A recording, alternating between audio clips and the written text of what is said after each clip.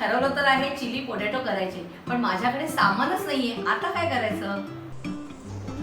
Chilli potato करताना बटाटे चिरून ठेवले घ्या. अरे वा, बटाटे तर मिळालेत. अशाच प्रकारचे बाकीचे इन्ग्रेडियंट्स पण मला मिळणारच आहेत आणि ते आल्याबरोबर मी चिली पोटॅटोला सुरुवात करणार आहे. हे घ्या मीठ. हे सोया सॉस आणि चिली सॉस. अरे ताई, लसूण लागतील ना? मिरची पण. ताई ही घ्या शिमला मिरची. ताई हे घ्या बाकीचे कांदे. सामान तर माझ्यापर्यंत पोहोचलेलं आहे. आता आपण रेसिपीला सुरुवात करूया. आपण सुरुवातीला तेल घेऊया आणि तेल गरम करून घेऊया.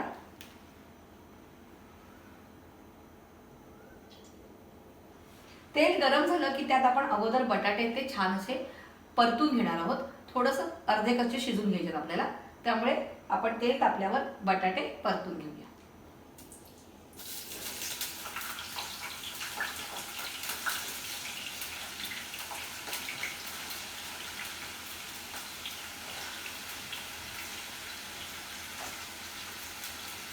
बटाट्याला मी काहीही लावलेलं नाहीये, फक्त आपण ते धुवून पाण्यामध्ये भिजत ठेवले होते, कारण ते काळे पडतात म्हणून. आता मी हे काढून घेते. बटाटे झालेले आहेत.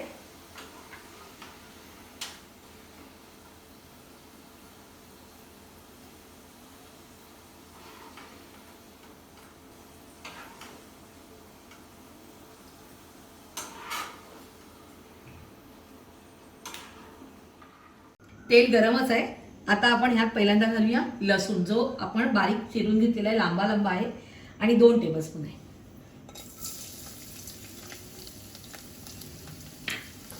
छान असा परतायचा आहे, थोडासा खरपूस करून घ्यायचा आहे.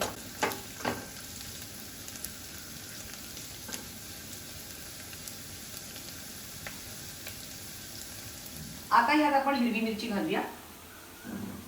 त्यानंतर उभी चिरलेली सिमला मिरची, पातीचा कांदा आणि कांद्याची पात दोन्ही एकत्र घालायचे. थोडंसं परतून घेऊया.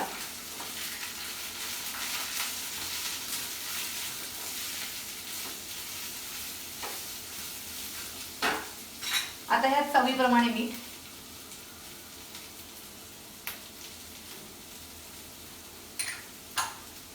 त्यानंतर सोया सॉस आणि चिली सॉस.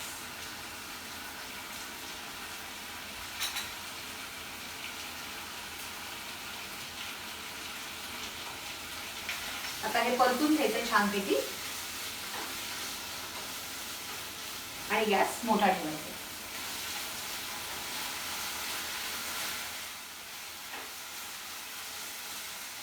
आता आपण हे तळलेले बटाटे ह्यात घालूया आणि छानपैकी परतून घ्यायचे.